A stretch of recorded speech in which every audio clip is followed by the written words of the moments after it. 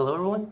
So before I begin, I'd like to introduce myself. My name is Majid and I'm a Canadian student who's attending Ross University School of Medicine. I'm in my second semester and I've been contemplating making this channel for a while now because there is a lack of information out there or lack of journeys that other students have taken.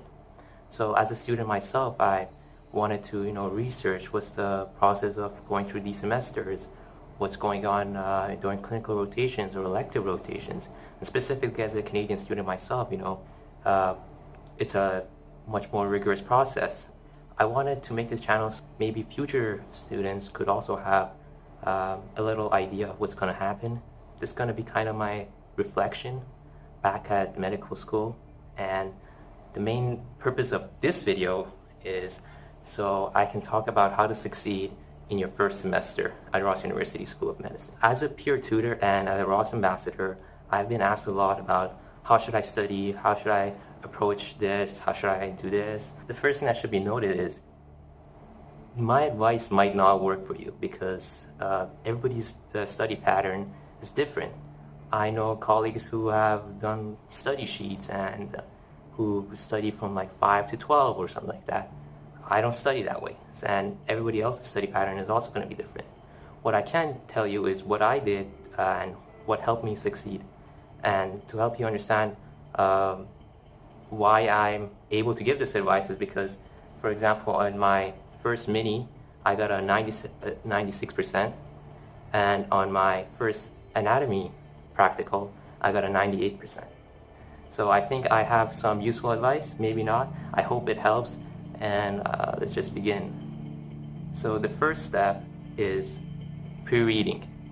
Now by pre-reading, I mean you don't have to like read over the whole lecture like completely. Just look over the slides, maybe 5-10 minutes, so you have a general overview of what's going to happen in that lecture, right? So, and maybe like for a difficult lecture, you could watch a video. So I recommend this to my students that came to peer tutoring as well as ambassadors that contacted me. And I told them, for example, for the brachial plexus lecture, watch a video before going to lecture so you have the general overview, so you know how to like draw the brachial plexus in like 2 minutes. It's one of those easy things that you can just draw so fast. And if you've done that before the lecture, you're so much more prepared than someone who just like going in there blind. So pre-reading is one of the key steps in being successful. Number 2, so you have to pay attention in lectures. And I see a lot of students that write down everything the professor is saying, and they print out the notes and they write down like little notes of their own. I don't think again, this is what it's unique to every person, but for me, what I realized, at least at Ross, is professors are very generous and they provide a lot of great lecture notes, and during the lectures you should be like looking at the notes at the same time and realizing that what they don't say might be an extra detail that's important, but like you should be just paying attention to what they're saying and trying to understand. Most professors they won't there's nothing extra that you're going to be able to add to the notes, and it's just mostly for understanding concepts. What I would recommend is also when you're paying attention, a professor might hint at something and be like, oh, this is very high yield. That's the stuff that you should be putting down. So the main purpose of you listening to the lecture is 1, to understand, and 2, to get an idea of what kind of high yield information is in that lecture, and what you should focus on. And that's what the professor is trying to get through in that lecture, is to help you understand and to help you realize what key stuff that you should look out for. So number 3, so after I went to the lectures or I listened to the lectures, I would take a break and I would eat lunch, and during lunch you should be watching a TV show. Just try to relax. You shouldn't be studying while you're eating. And then once you've done that, you get back into studying. Now, it might not always be the same because, sometimes you have anatomy labs or you have other stuff going on, and you might have had a long day. So I don't know. I took naps, but I messed up my sleep schedule. But to each to his own. But once you eat lunch, you relax and you decompress. You open the lectures for that day again. So you open your PDFs and you just go over that lecture. Just go over that whole lecture. Make sure you understand everything. Make sure that you know most of the stuff that's going on over there.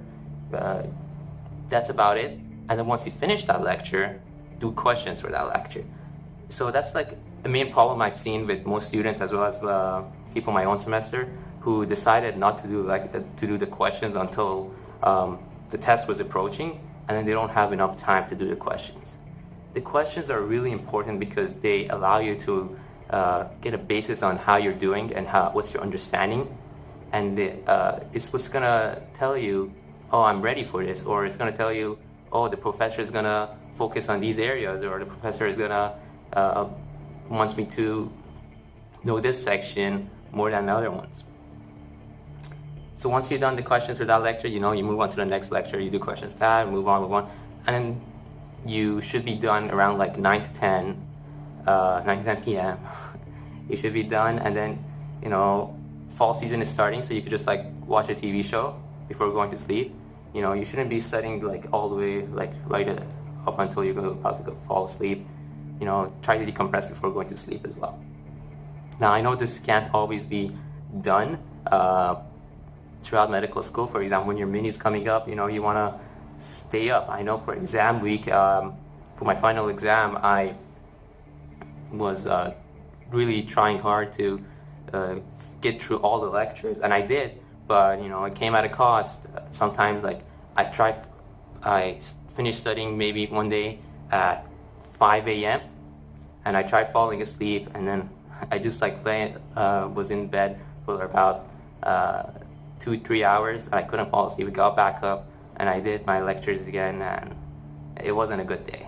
So you gotta make sure you have a nice sleep schedule. You want to make sure that you're relaxing and that you're doing questions, your lectures and stuff on a daily basis. You don't want to fall behind, because it's medical school. One day is a huge gap in your like knowledge base, and so that's my advice for that. So you've done that for every day of the week, and now you're at the end of the week.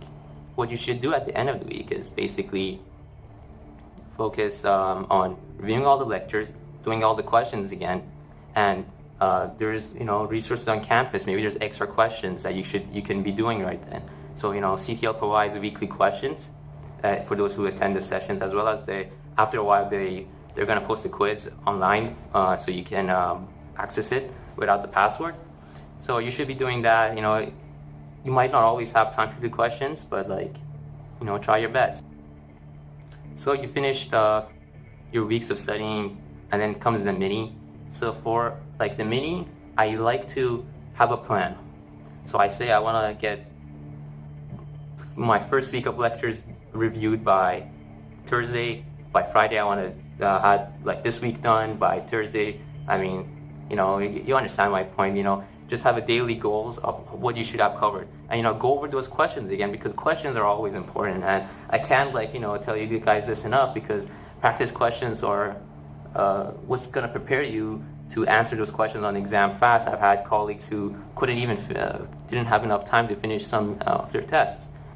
So you've done all that. You've reviewed all your lectures before your mini, and then my last thing that I like to do, in case I have the morning exam or the afternoon exam, doesn't matter really, but I take a piece of paper, and as I'm going over all the lectures again, a quick review, going really fast. If I don't remember something from that slide, I write it down, and then you can review that in the morning before the exam. Another thing my professors back in undergrad, they like to tell me, was to listen to 1 hour classical music before going to exam. Can't say if that's helpful, but if you guys want to do that, go ahead. And that's pretty much it as far as the minis are concerned. For anatomy, this is how you should be. This is how I approach anatomy. So before every anatomy lab, I went to all the anatomy demonstrations, no matter if I was presenting or if one of my group members was presenting, I always went to all the sessions, both, there's 2 30-minute sessions, so I went to all of those. And whenever I was presenting, I would also come earlier and prepare myself. So how I approached anatomy labs was like this.